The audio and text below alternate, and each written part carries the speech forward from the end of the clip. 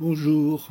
Alors je vais faire une petite vidéo pour répondre à une vidéo de Michel Onfray à propos du CRIF de Mélenchon et des Palestiniens. Si vous ne l'avez pas vu, je vous conseille de voir la vidéo de Onfray avant la mienne parce que je vais répondre point par point à ce qu'il dit.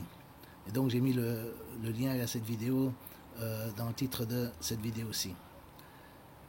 Alors, la motivation de cette vidéo, c'est la marche blanche organisée par le CRIF suite à l'assassinat de Mireille Kroll, une femme juive dont on pourrait penser que l'assassinat était de caractère antisémite, et je ne veux pas discuter de ça, ni de l'indignation légitime que ça suggère, mais du fait que le CRIF a décidé d'interdire l'accès à la manifestation à, d'une part, Mélenchon les Insoumis, d'autre part, à Marine Le Pen et au Front National.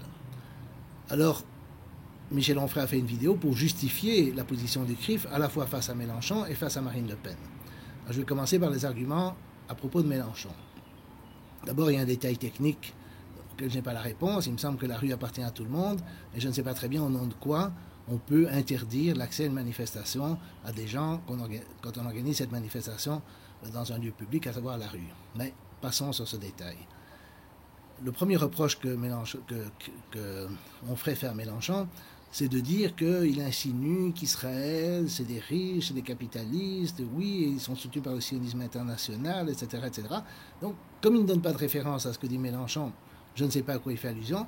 Moi, je suis assez familier des propos de Mélenchon, je ne l'ai jamais vu dire ça, mais bon, ça suggère que Mélenchon fait un amalgame entre le juif riche, enfin le cliché, si vous voulez, du juif riche, et évidemment, alors, il glisse là-dedans l'idée qu'Israël est soutenu par le sionisme international, ce qui est évidemment vrai. S'ils ne sont pas soutenus par le sionisme international, par qui sont-ils soutenus? Par le Père Noël? Non. Donc, ça, c'est à partir de ce qu'il attribue à Mélenchon qui est vrai, mais il fait un amalgame avec le cliché du juif riche, etc., de façon à faire passer cette idée pour antisémite. Deuxième point où il attaque Mélenchon, c'est sur le fait que Mélenchon, d'après Onfray, considérait Ahmadinejad comme quelqu'un de tout à fait fréquentable ou respectable parce qu'il était anti-américain. Ahmadinejad était un ancien président iranien qui a été longtemps président et qui était la bête noire des médias occidentaux à l'époque où il était président.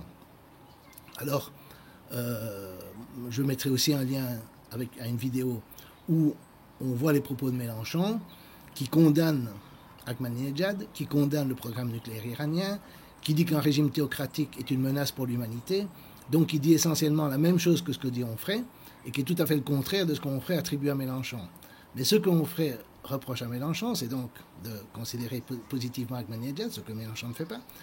Et la raison, c'est que Ahmadinejad aurait dit qu'il fallait rayer Israël de la carte. Alors cette phrase qu'Israël doit être rayé de la carte, je l'ai vu très souvent citée en français, je l'ai vu en anglais, traduite de l'iranien, que je ne connais pas, et la phrase exacte en anglais retraduite en français, c'est que le régime qui occupe Al-Quds, ou qui occupe Jérusalem, si vous voulez, doit s'effacer de la page du temps. Alors, ce régime-là, évidemment, quand il parle de régime, il parle de changement de régime. Il parle d'un régime d'occupation, ce qui est sûrement le cas, au moins pour Jérusalem-Est. Et il dit, voilà, il faut changer de régime. Mais quand on parle de changement de régime, les Occidentaux ont parlé de changement de régime pour les pays de l'Est, pour l'Irak, la Syrie, l'Iran, évidemment, la Chine, la Russie, enfin, le Venezuela, Cuba, etc. Dans tous ces pays, les Occidentaux veulent un changement de régime, mais dans leur esprit, au moins, un tel changement de régime n'implique pas un génocide, des massacres de grande envergure ou quoi que ce soit de pareil. Et dans l'esprit d'Ahmadinejad, en principe, c'est la même chose. Ahmadinejad a aussi proposé un référendum entre tous les Palestiniens pour savoir quel devait être le statut de la Palestine, tous les habitants de la Palestine historique, si vous voulez. Évidemment, ce genre de référendum, s'il avait lieu, son résultat serait inacceptable pour les juifs sionistes en Israël, mais en principe, c'est une solution démocratique, ce n'est pas une solution, génocidaire ou quoi que ce soit de semblable. Alors évidemment, Michel Onfray, comme d'ailleurs Emmanuel Macron, reprend l'idée que l'antisionisme, c'est l'antisémitisme de notre temps, parce que c'est nier le droit à l'existence d'Israël, etc. Alors évidemment, il faut revenir un peu en arrière pour voir ce que ça veut dire. Quand il y a eu le plan de partage de l'ONU, donc l'ONU a, de façon assez arbitraire, diviser la Palestine entre un territoire palestinien et un territoire peuplé par les Juifs, c'était pas encore Israël à l'époque. Les Palestiniens ou les Arabes, si vous voulez, ne l'ont pas accepté. Il y a eu une guerre qui a été rapidement gagnée par les Juifs, qui ont alors instauré l'État d'Israël sur le territoire conquis, et qui ont interdit aux gens qui avaient fui la Palestine, les Palestiniens qui étaient partis, de revenir dans leurs terres. Alors évidemment, à la fin d'une guerre, souvent les gens peuvent rentrer chez eux. Par exemple, mes propres compatriotes, les Belges, ont fui en grand nombre l'avancée allemande en 1940, mais ils sont rentrés en Belgique, même pendant l'occupation. Les Allemands n'ont pas dit, vous n'avez pas le droit de rentrer en Belgique. Et les Israéliens, par contre, c'est exactement ce qu'ils ont dit aux Palestiniens. Et ça, c'est la source du conflit. Ça a été reconnu à l'époque par une résolution de l'ONU. C'est reconnu par la Déclaration universelle des droits de l'homme qui reconnaît aux gens le droit de quitter leur pays ou d'y rentrer. Et donc, si vous voulez, du point de vue du droit international, il y avait quelque chose de fondamental là, qui est le droit au retour. Les gens qui se font tuer à la frontière entre Gaza et Israël manifestent pour ce droit au retour. Et si on veut, c'est la racine du conflit. Ce n'est pas la question des deux États ou de l'occupation des territoires occupés. La racine du conflit remonte à la guerre de 1948 et à la victoire israélienne et au fait qu'on n'a jamais accepté le retour des Palestiniens dans leurs terres. Si ce retour avait lieu, on aurait un État binational avec des Juifs et des Palestiniens. Est-ce que ça pourrait fonctionner? C'est tout à fait utopique parce que aucun Israélien n'en veut. Ils ne veulent absolument pas en entendre parler. Mais le fait de proposer cela n'est pas en soi génocidaire ou même antidémocratique. Alors l'autre solution qui est aussi supposée être antisioniste, c'est la solution à deux États. Parce que les Israéliens n'en veulent pas. Il n'est pas question de créer, on ne va pas créer demain un État palestinien en Cisjordanie occupée. Il n'est pas question de faire ça. Et donc, évidemment, si on considère ça comme antisémite, je ne sais pas alors ce qu'on a le droit de considérer comme proposition. Mais je ne pense pas que Mélenchon n'a même jamais proposé une solution à un État. Il est probablement comme, en principe, tout le monde officiellement pour une solution à deux États, sauf que, évidemment, les Israéliens n'en veulent pas en pratique. Il ne faut pas oublier que quand on a fait les accords d'Oslo en 1993, qui est quand même il y a un certain temps, ça devait, ça a été vendu à l'opinion publique occidentale comme devant mener à une solution à deux États, ce qui n'a jamais été le cas. Ils ont fait qu'augmenter les implantations dans les territoires occupés depuis cette époque, et évidemment, ils n'ont aucune intention de s'en retirer.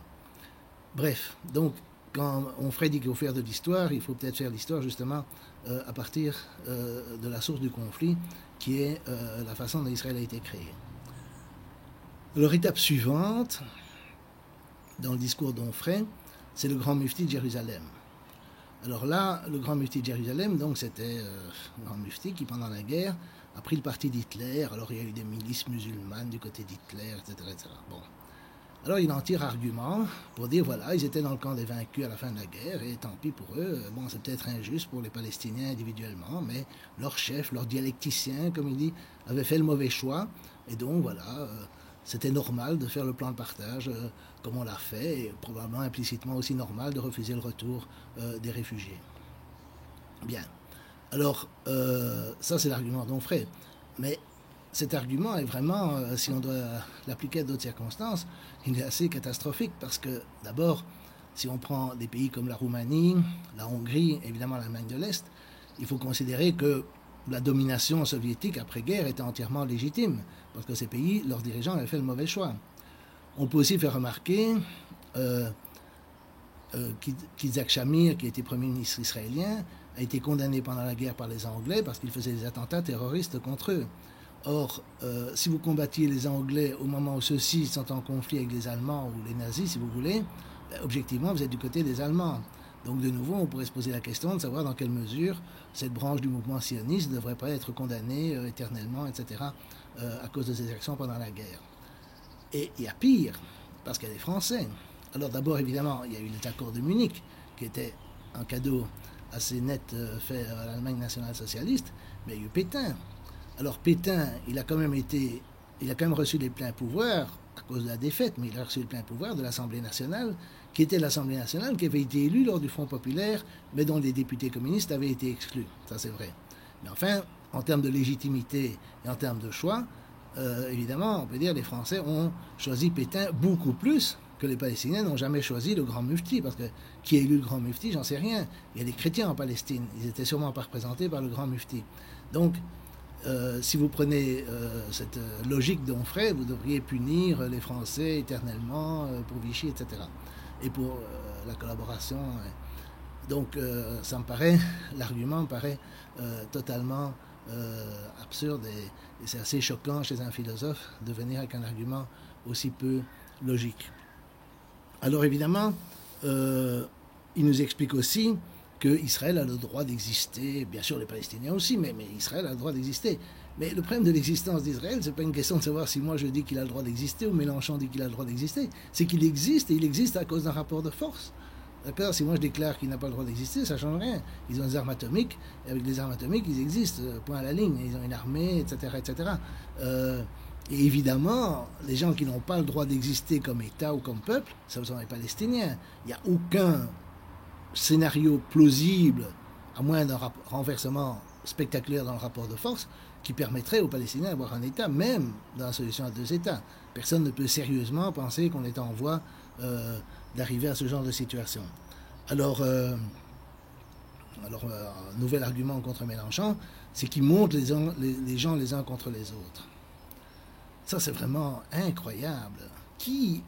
La France est quand même un pays dans lequel vous pouvez faire toute la propagande que vous voulez en faveur d'Israël. Regardez toutes les justifications qui ont été données. Chaque fois qu'il y a des bombardements sur Gaza, on a toute une pléiade d'intellectuels qui viennent à la télévision nous expliquer qu'Israël a le droit de se défendre, a le droit d'exister, etc., etc. Prenez par exemple la guerre de 2006, où Israël a attaqué le Liban. Bernard-Henri Lévy a eu 2 pages dans Le Monde à ce moment-là, où il a fait la comparaison suivante. En 2006, on était 70 ans après 1936, qui était le moment où il y a eu l'insurrection franquiste, nationaliste, si vous voulez, contre le régime républicain en Espagne. Alors il a fait très simplement la comparaison suivante. L'armée israélienne, c'est les républicains espagnols, et le Hezbollah, qui défendait à ce moment-là le Liban, c'est Franco. Comme ça. Et vous pouvez dire n'importe quoi de ce type-là. Vous pouvez dire n'importe quoi sur l'Iran, vous pouvez déformer les propos d'Ahmadinejad, je vais donner l'exemple. Vous pouvez revenir avec l'histoire du mufti de Jérusalem, qui est tout à fait à côté de la plaque, etc. Et ces choses-là sont répétées de façon incessante, alors on ne sait pas très bien qui divise qui. Où est l'opinion arabe en France ou l'opinion musulmane en France? Quel pouvoir a-t-elle? Quelle influence a-t-elle? Moi, j'aurais bien qu'on m'explique où elle est. Quand il y a des procès, etc., pour des idées d'opinion, ils sont presque toujours faits à propos de la lutte contre l'antisémitisme. Donc, ça c'est ma réponse plus ou moins à la partie concernant Mélenchon. Alors la partie Marine Le Pen, c'est assez intéressant parce que là, évidemment, il dit oui, mais Marine Le Pen, elle dénonce l'antisémitisme, elle est pro-israélienne, non, ça on ne peut pas lui reprocher, mais elle est la fille de son père. Alors d'abord, à propos de l'histoire de l'antisémitisme et de la position de Marine Le Pen, il faut comprendre ce qui se passe avec, en général, l'extrême droite en Europe aujourd'hui ou aux États-Unis. Comme l'extrême droite a toujours été accusée par les organisations juives représentatives ou supposées représentatives de xénophobie, de racisme et d'antisémitisme, ils ont enfin trouvé la solution. Ils disent on n'est pas antisémites, on soutient Israël. Et les vrais antisémites, c'est les musulmans. Or nous, on combat les musulmans, on combat l'immigration. Donc qu'est-ce que vous voulez de plus? On est pro-israélien. Alors ça ne marche pas tout à fait avec Marine Le Pen, mais ça marche, pour autant que je puisse voir, avec Orban en Hongrie, avec les dirigeants polonais jusqu'à un certain point, certainement avec Trump, avec les Hollandais qui sont anti-musulmans et qui sont pro-israéliens. Les Israéliens, les sionistes les plus extrêmes trouvent ça très bien.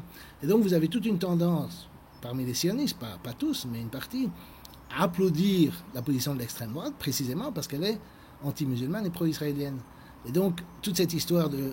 Mais c'est la gauche, il faut bien insister là-dessus, c'est la gauche qui a fait de la soi-disant lutte contre l'antisémitisme et en fait, en pratique, de l'alignement sur Israël, puisqu'on a l'équation antisémitisme égale antisionisme qui est défendue par... elle est peut-être niée par certains, mais elle est là dans l'esprit des gens. À cause de cette équation, si vous voulez, c'est la gauche qui s'est mise dans une impasse en faisant de la lutte contre l'antisémitisme l'alpha et l'oméga de toute pensée politique. Et alors, évidemment, si c'est ça le problème et si finalement ça tourne autour d'Israël, l'extrême droite a trouvé la réponse. Bref, pour revenir à ce que Michel Onfray dit de Marine Le Pen, il faut voir que donc il reconnaît que Marine Le Pen n'est pas son père, etc. Mais c'est la fille de son père, et donc voilà, il peut comprendre la position du CRIF. Bon, c'est dommage, c'est comme ça. Alors ça m'amène à une considération plus générale, une première considération plus générale, qui est que très souvent, en fait, le raisonnement qui est tenu à propos de l'antisémitisme, c'est la culpabilité collective des Français, des Allemands évidemment, des catholiques, de l'époque, donc c'est une culpabilité collective, et transmissible aux descendants, c'est-à-dire à nous. Souvent, il m'arrive de dire dans les discussions, moi, vous savez, j'étais pas là pendant la guerre, j'ai déporté personne, j'ai dénoncé personne, j'ai rien fait, j'étais pas là. Alors les gens sont choqués, comment peux-tu dire ça? Comment oui, j'étais pas là. Qu'est-ce que vous voulez que j'y fasse? Et alors, évidemment, c'est parce que cette remarque élémentaire va contre la doxa qui veut établir psychologiquement, bien sûr on ne le dit pas explicitement parce qu'on se rend compte que c'est absurde, mais psychologiquement, il y a cette culpabilité collective, on dit voilà, c'est la fille de son père, moi je suis le fils de mes parents ont fait je ne sais pas quoi, bon, peu importe, mais c'est comme ça que le raisonnement fonctionne, et ça c'est du racisme à l'état pur. C'est du racisme parce que c'est ça l'essentialisation. Vous avez une essence du français, du catholique, de l'allemand, de l'autrichien, etc., du polonais, qui font que par essence, ils sont antisémites pour les siècles des siècles, jusqu'à ce qu'ils se repentent suffisamment, en pratique souvent en prêtant allégeance à Israël. Et donc ça c'est le dernier point, si vous voulez, concernant mon frère, concernant cette vidéo, pour ce qui est de la défense de la position du CRIF concernant Marine Le Pen. Mais maintenant, je vais revenir à une considération plus générale. C'est qu'on ferait quelqu'un d'intelligent et j'ai du mal à croire ou à comprendre pourquoi il s'abaisse à ce point. Sur Ahmadinejad, il serait très facile, on ne connaît peut-être pas bien l'anglais, mais il serait très facile de se renseigner. Sur le mufti de Jérusalem, il répète l'apologétique sioniste alors qu'il rejetterait toute apologétique chrétienne, musulmane, même juive religieuse. Mais quand il s'agit de ces talking points, comme on dit en anglais, ces éléments de langage que les sionistes nous ont donnés sur le grand mufti, etc., ils répètent de la propagande de bas étage, finalement, de l'apologétique. Et c'est assez choquant. Et il n'est pas le seul. Je pourrais donner l'exemple de beaucoup d'intellectuels français, je ne vais pas le faire, qui soit parlent d'autre chose dès qu'on leur en parle. Si on leur parle de liberté d'expression, ils non, ils ne veulent pas en parler, ou ils montent au créneau, ou ils répètent je ne sais pas quoi, que le racisme n'est pas une opinion, c'est un délit, sans définir de quoi il s'agit, sans se poser de questions sur les limites que ça pose en matière de liberté d'expression. Toute discussion de fond sur ces questions sont impossibles, etc., etc. Et ils sont tous comme ça. Alors pourquoi est-ce qu'ils s'abaissent à ce point? Parce que finalement, il faut quand même se rendre compte que le CRIF, la LICRA, peuvent faire des procès, ils peuvent faire perdre leur emploi aux gens, ça c'est vrai, mais c'est pas la Gestapo. Ils ne peuvent pas vous arrêter, vous torturer, vous mettre dans des camps, etc. Et donc, il y a un moment donné aussi, il faut se rendre compte que si les intellectuels, tous collectivement, disaient un jour non, on ne veut plus être intimidés, on veut notre liberté d'expression, on veut dire ce qu'on pense, pas seulement sur la Palestine, mais sur le rôle des organisations dites représentatives, sur le lobby pro-israélien, sur l'histoire. On ne veut plus d'entrave, c'est tout, on veut la liberté. Et si on réagissait comme on a réagi dans le temps contre l'Église, parce que finalement le CRIF, la LICRA, etc., c'est une sorte d'Église. Ils utilisent ce qu'on pourrait appeler la religion de l'Holocauste comme arme pour détruire des réputations, faire taire les gens, etc., etc. Et si on s'en rebellait contre cela, ce serait fini. Alors c'est très comique de voir des gens qui disent oui, la résistance est magnifique, et ils exaltent la résistance pendant la guerre, etc. Mais ils n'avaient pas résisté 30 secondes. Parce que, évidemment, comme je dis, c'est pas la Gestapo qu'on a en face de nous. Ce sont des gens qui manipulent un certain discours et qui ne sont pas mis en question parce que précisément tout le monde a peur d'eux. Peur d'eux parce qu'on perd sa réputation, on perd sa place dans les médias, peut-être à l'université si on n'est pas nommé. C'est ça la façon dont ça fonctionne. Mais ça ne fonctionne pas par la violence directe. Et ça fonctionne en grande partie par la complicité du fait que tout le monde accepte de se taire. Il suffirait de dire un jour, pouf, non, c'est fini. Et ce serait fini. Et donc moi je trouve ça assez tragique, pas pour la Palestine, parce qu'on ne peut rien faire pour la Palestine, mais c'est tragique pour la vie intellectuelle française, qui est une corruption, si on veut, du discours par ce qu'il faut bien appeler la sionisation des mentalités, cette acceptation générale qui n'est pas due à Onfray. Onfray, j'ai pris cet exemple parce qu'il m'a choqué, précisément parce que, comme je dis, en général j'aime bien Onfray, mais qui évidemment, dont on trouve des exemples un peu partout, où tout le monde va répétant toutes sortes de slogans, on va dire, et sans jamais se poser de questions, et sans même, comment dirais-je, accepter de débattre du contenu des slogans. Alors moi j'ai fait le choix un peu involontairement, je n'ai pas vraiment réfléchi aux conséquences, de ne pas me taire, bien que je ne dis rien de très radical. En 2014, je suis passé dans une émission de Ce soir ou jamais, où j'ai très modérément défendu la liberté d'expression de Dieudonné. Et évidemment, après cela, je suis devenu infréquentable, impubliable, ininvitable, toutes sortes de choses, même pour parler de questions scientifiques. C'est devenu difficile de trouver un éditeur ou de participer à des émissions. J'ai plusieurs expériences comme cela. Mais je suis quand même content parce que d'abord, il y a toujours moyen de s'exprimer par d'autres canaux, sur des TV alternatives, dans des journaux d'autres pays, ou le Rechatouder, enfin RT, ou faire des vidéos. Il y a il y a encore moyen de s'exprimer, comme je dis, c'est pas le nazisme. Et donc, on peut, on peut simplement garder sa dignité. Je ne pense pas, le moins du monde, soutenir la cause palestinienne, comme plein de gens le disent, qui ne vont pas lever le petit doigt quand il s'agit de défendre justement leur propre liberté. Je pense que c'est très hypocrite, c'est soutien à la cause palestinienne. Mais moi, je ne prétends pas ça. Je prétends simplement garder ma dignité. Il y avait un article en 1967 de Chomsky, le plus fort de la guerre du Vietnam, qui s'appelle la responsabilité des intellectuels. Il existe en français. Et où il dit la responsabilité des intellectuels est de dire la vérité et de percer les mensonges du pouvoir. Et quand j'ai lu cet article, ça m'a fort impressionné. C'est un très bon article, avec beaucoup d'exemples sur justement le fait que le pouvoir se fiche complètement de la vérité et a une vision complètement instrumentaliste où la vérité c'est ce qui lui sert. Et évidemment, il lit ça alors à la philosophie un peu postmoderne, ou telle qu'elle existait déjà un peu à l'époque. Et donc, moi j'étais assez favorable à ça, et c'est tout ce que j'essaie de faire, d'essayer de chercher la vérité et de la dire. Alors évidemment, comme je dis, il y a des problèmes, mais il y a une chose, je vais terminer là-dessus, que j'aimais bien chez Marcel Pagnol, c'est quand il parlait de son père, qui est un instituteur, Troisième République, le hussard noir, laïque, anti-religieux, etc. Et alors, Pagnol dit qu'il gardait son chapeau sur la tête au passage des processions. Moi, j'ai pas de chapeau, mais symboliquement, je garde mon chapeau sur la tête au passage des processions du CRIF, des procès de la LICRA et des campagnes d'intimidation. Et j'estime que je garde ma dignité, ce qui est plus important que tout. Au revoir.